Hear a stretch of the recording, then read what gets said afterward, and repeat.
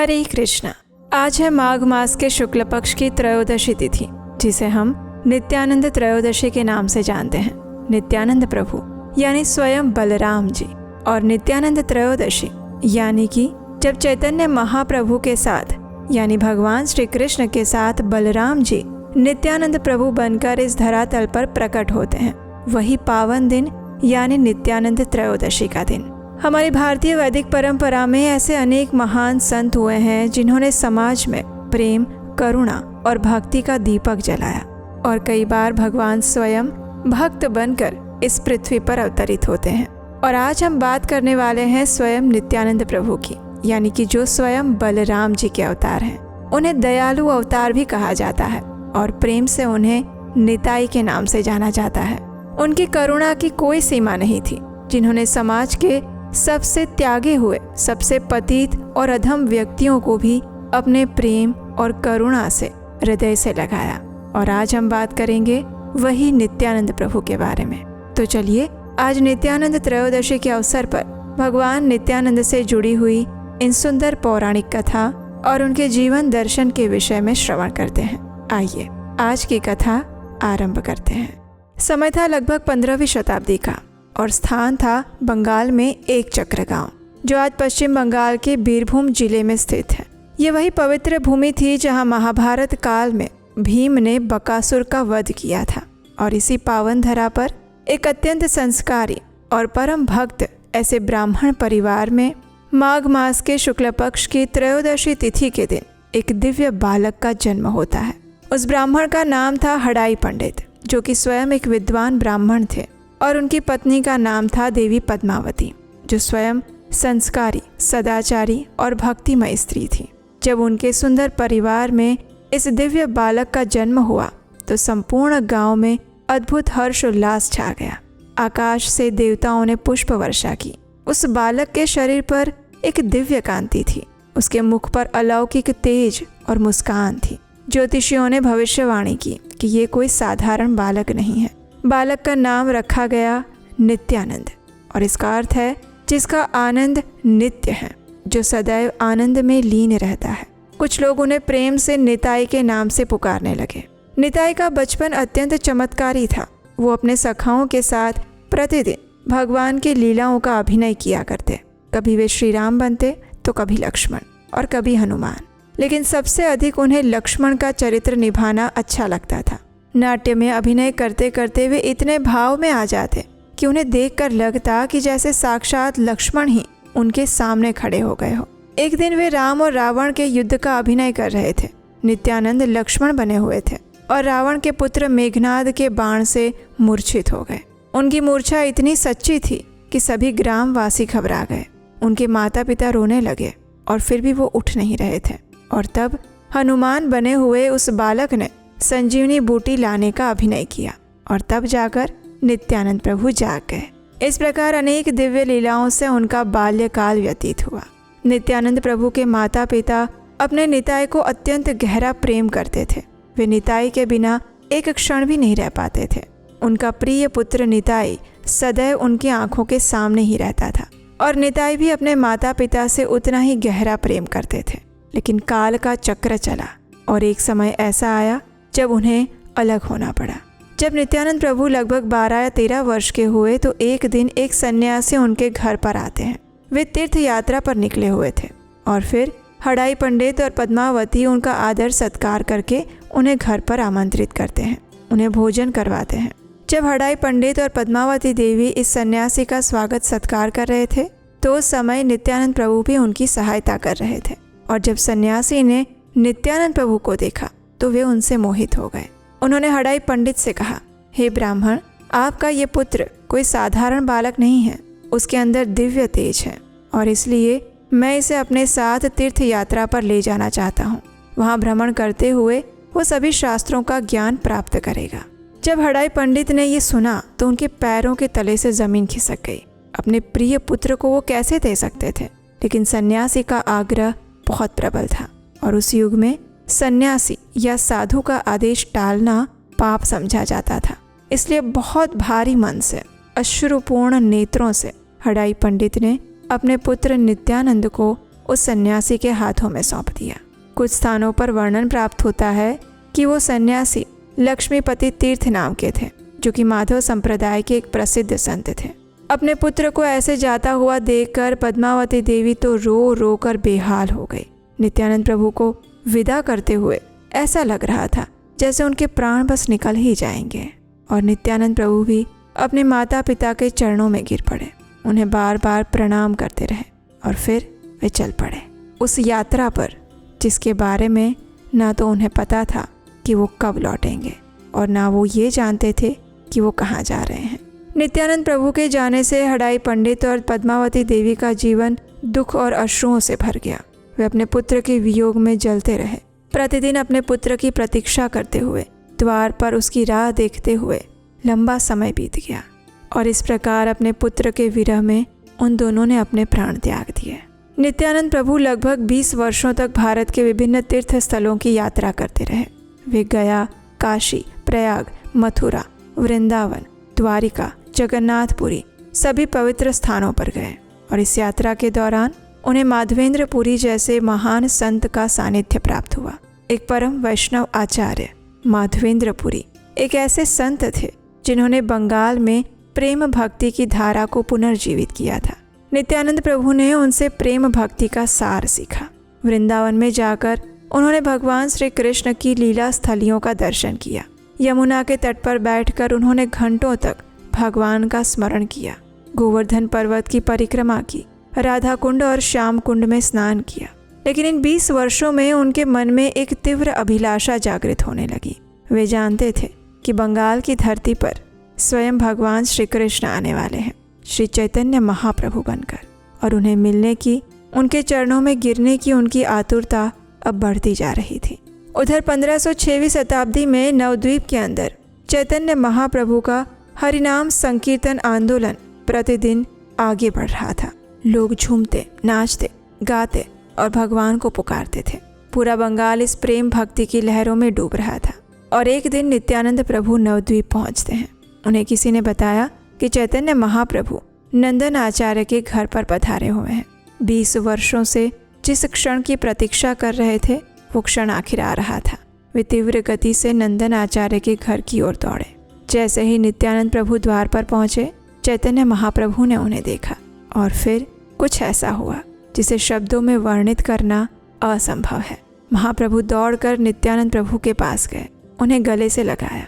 दोनों के नेत्रों से अश्रुधारा बहने लगी और दोनों प्रेमवश एक दूसरे को देखने लगे। चैतन्य महाप्रभु कहते हैं, हे नित्यानंद, कितने जन्मों बाद तुम मुझे मिले हो। तुम्हारे बिना मेरा संकीर्तन आंदोलन अधूरा था। अब तुम आ गए हो। अब हम साथ मिलकर इस संसार को प्रेम भक्ति की बाढ़ में डुबो देंगे। और उसी दिन से नित्यानंद प्रभु श्री चैतन्य महाप्रभु के सबसे निकट के सहयोगी बन गए। वे महाप्रभु की छाया बनकर उनके साथ रहने लगे। जहाँ महाप्रभु जाते वहीं पर नित्यानंद प्रभु जाते।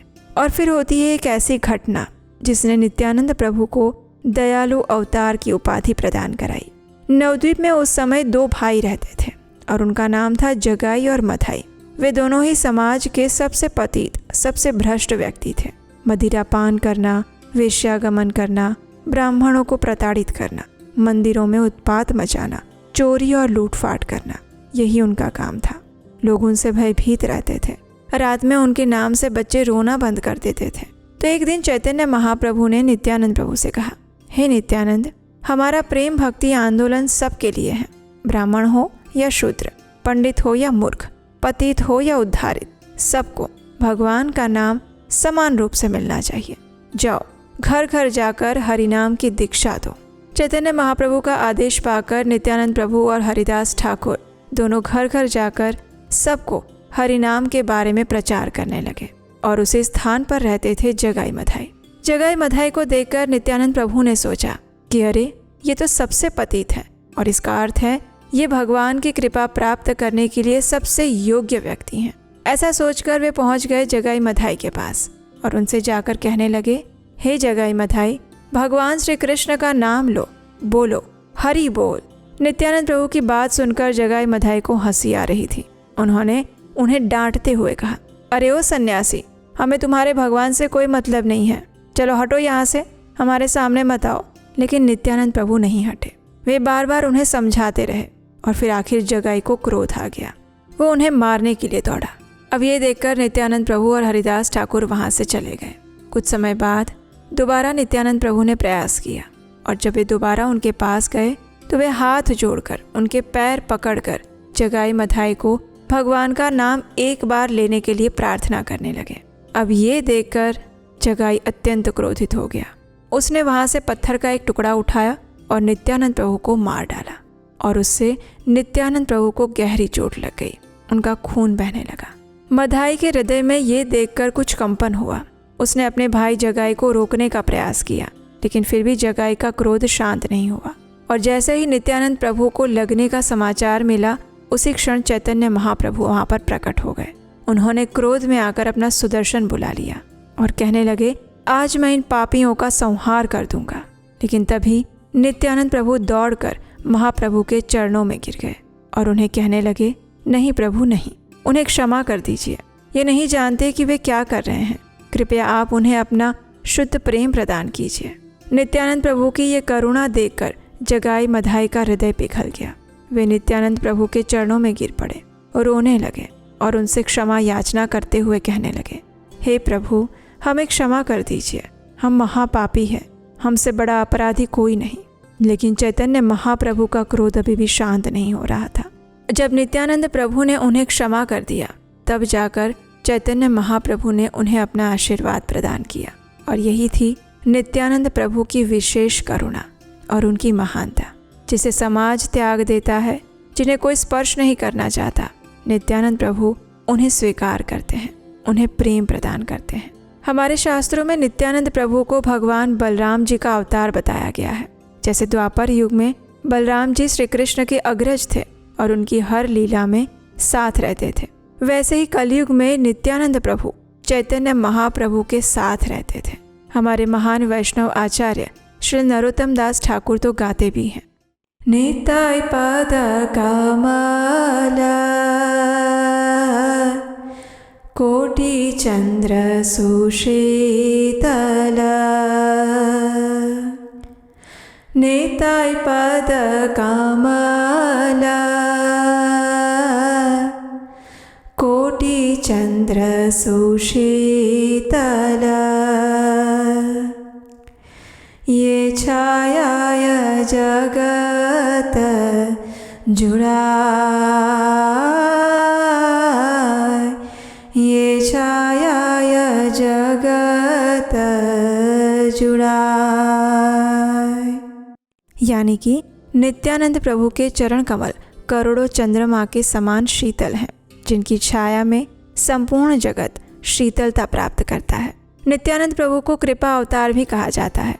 वे करुणा के अवतार हैं, क्योंकि वे बिना किसी भेदभाव के सभी को प्रेम भक्ति का मार्ग प्रदान करते हैं। उन्होंने गृहस्थ आश्रम को स्वीकार किया था। उनका विवाह वसुधा देवी और जानवा देवी से हुआ था। वसुधा देवी से उन्हें एक पुत्र हुए, जिनका नाम था वीरभद्र, जो आगे चलकर गौड़ीय वैष्णव परंपरा के महान आचार्य बने। और जानवा देवी से उन्हें एक पुत्री हुई, जिनका नाम था गंगा देवी। जानवा देवी स्वयं एक महान भक्त और प्रचारक थी। नित्यानंद प्रभु के तिरोधान के बाद जानवा देवी ने ही गौड़ीय वैष्णव परंपरा का प्रचार और प्रसार किया। चैतन्य महाप्रभु ने नित्यानंद प्रभु को बंगाल में प्रचार का दायित्व सौंपा। वे घर घर जाते और हरिनाम का प्रचार करते। उनके साथ सैकड़ों भक्त होते, जो मृदंग करताल बजाते हुए हरिनाम संकीर्तन करते, गांव-गांव में जाते और संपूर्ण गांव को कृष्ण भक्ति की बाढ़ में डुबो देते। पानीहाटी दही छिड़ा उत्सव भी नित्यानंद प्रभु की एक सुंदर लीला है। एक बार रघुनाथ दास गोस्वामी ने नित्यानंद प्रभु को प्रणाम करने में थोड़ी देर कर दी और तब नित्यानंद प्रभु ने हंसते हुए उन्हें कहा कि अब मैं तुम्हें दंड दूंगा, पूरे गांव को दही छिड़ा खिलाओ। और उस दिन से आज तक हर वर्ष पानीहाटी में ये उत्सव मनाया जाता है। लगभग 1540 ईस्वी के आसपास नित्यानंद प्रभु ने अपना देह त्याग दिया, अपने जन्म स्थान एक चक्र में ही, वही स्थान जहाँ उन्होंने अपना बचपन बिताया था। वहीं से वे अपने स्वधाम वापस लौट गए। उनके तिरोधान से सभी भक्तों को अत्यंत दुख हुआ, लेकिन उनकी शिक्षाएं, उनका प्रेम, उनकी करुणा आज भी हमारे बीच जीवित है। नित्यानंद प्रभु की जीवन गाथा हमें सिखाती है उनकी अपार करुणा की असीम शक्ति को। जिसने उन्हें पत्थर मारा उसे भी उन्होंने प्रेम से गले लगाया, और यही सच्ची करुणा है। नित्यानंद प्रभु ने गुरु भक्ति का महत्व भी समझाया। चैतन्य महाप्रभु को अपना सब कुछ समर्पित कर दिया और उनकी आज्ञा को शिरोधार्य करके अपने संपूर्ण जीवन को समर्पित किया। नित्यानंद प्रभु का जीवन एक दिव्य काव्य है, करुणा का महाकाव्य। उनकी प्रत्येक श्वास में प्रेम था, प्रत्येक शब्द में करुणा थी। वे चलते तो धरती धन्य हो जाती और वे हंसते तो आकाश झूम उठता। आज भी नित्यानंद प्रभु अपने भक्तों पर करुणा की वर्षा करते हैं और उन्हें चैतन्य महाप्रभु का प्रेम प्रदान करते हैं। और आज नित्यानंद प्रभु के आविर्भाव दिवस पर हम उनके चरणों में मस्तक झुकाकर हृदय से पूर्ण समर्पण के साथ यही प्रार्थना करते हैं कि वे हमें भी श्री चैतन्य महाप्रभु की असीम कृपा और भगवान श्री कृष्ण का शुद्ध प्रेम प्रदान करें। हम सदा सदा के लिए उनकी भक्तिमय सेवा में संलग्न रहें, ऐसा आशीर्वाद वो हमें प्रदान करें।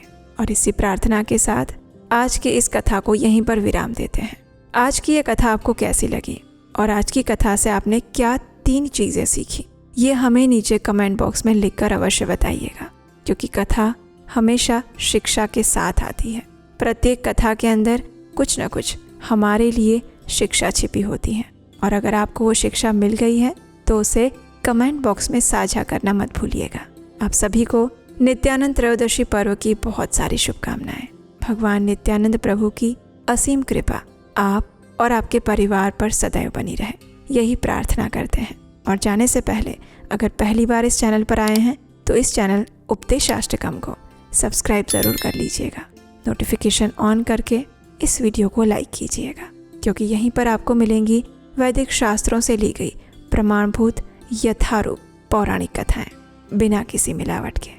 हरे कृष्ण।